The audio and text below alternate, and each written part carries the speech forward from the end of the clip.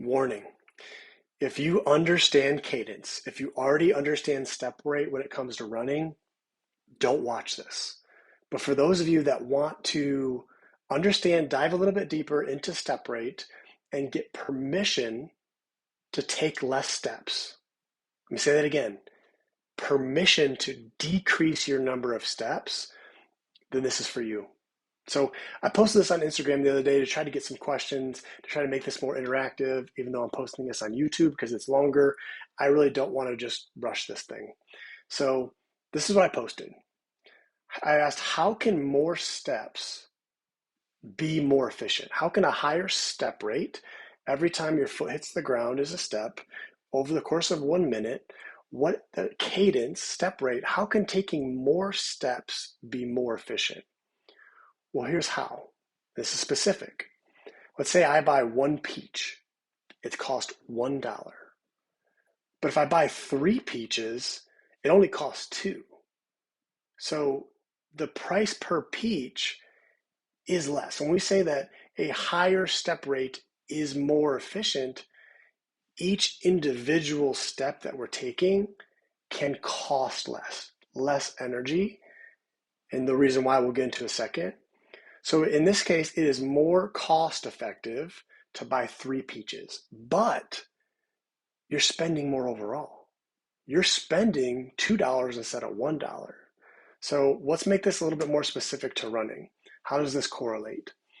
I'm going to use the analogy of, just like with price, money is like energy. Your body producing energy at cost, just like money, energy is costly. You have to spend it, expend it.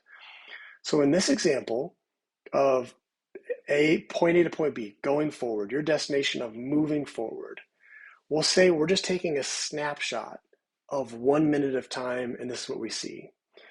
If we're looking at from point A to point B, if someone it takes 145 steps to get there versus taking 180 steps to get there, if we look at these visuals, you see that the person that has less steps, 145, in order to get to point A to point B. Why this usually is less steps is that they're going up. They're going up, and running is about forward. The principle for movement, that's what we're trying to spend on. We're trying to make sure all of our money, all of our energy expenditure goes towards paying on the principle of moving forward. So people that have a lower step rate, most often they're spending more time vertically up in the air. When they're in the air, it's vertical, the clock's running. They're not able to clock or capture these steps if they're having this time in the air.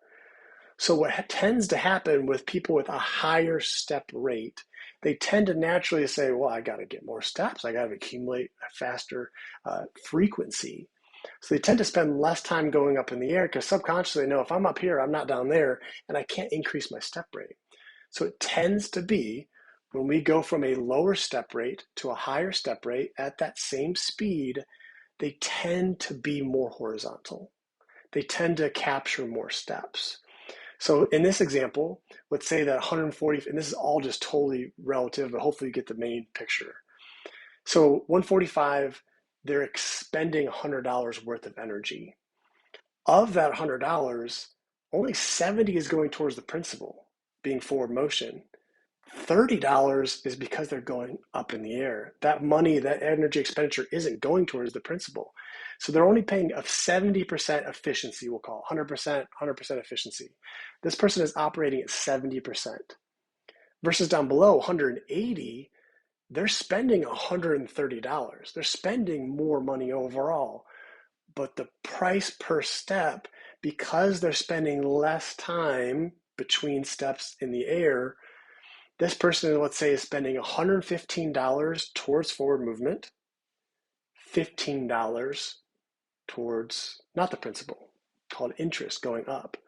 So in this case, they're spending more. If it takes me 180 steps to get from here to there versus 145 steps, we can see how, yes, it's more efficient. It's more efficient.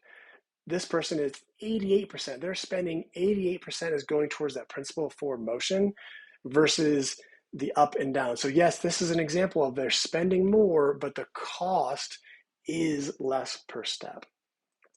How does this apply to you? What is the reason? Why am I even saying this? Just like everything, there's a point of diminishing return. We can't just assume higher steps equals better because we're still spending more. So here's the key.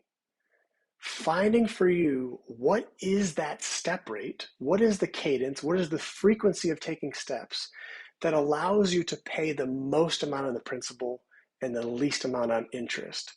So maybe in this example, 180 versus 170. If it takes me 180 steps to get from point A to point B versus 170 steps, point A to point B, if I can get there in 10 less steps, it's more cost effective. I'm spending less. So the key is, can you find the step rate that allows you to pay the most on the principal? This arbitrary example, 88% efficiency of $130, 180 steps, 170 spending $120 and 92% efficiency. So finding that balance of what is the frequency of steps that allows you to pay in the principal more. So that's the key. Can you get from point A to point B in the least amount of steps with the highest efficiency? Next question is, how do we do this? How do we apply this? How do we find out what's best for you, your height, the speed that you run at, your pacing? This is what I would recommend. Trying to keep the speed constant. Well, there's a lot of things I like treadmills for and a lot of things I don't, but one thing I do like for treadmills is working on pacing and cadence. What I would recommend for you is whatever your typical pace would be. Let's say it's 8-minute pace per mile or 7.5 miles per hour on the treadmill. Put it at 7.5 and then wear a trackable device with your heart rate, some kind of a metrics where it's going to give you objective data. And then you'll ask yourself too, a scale 1 to 10. 10 is extremely challenging versus 0 is taking a nap. Take a metronome, do it for maybe 1 minute. You can always do more if you need more time, but for 1 minute, put a metronome at 180 steps.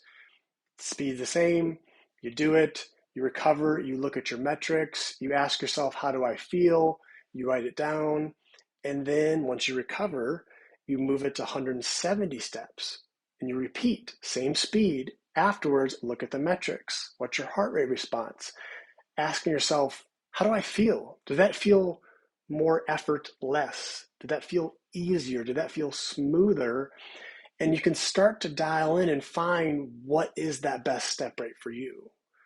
So that's the key. The least amount of number of steps, paying the most on the principal, the highest efficiency. I hope that helped. Let me know down below. And yeah, hopefully this was helpful.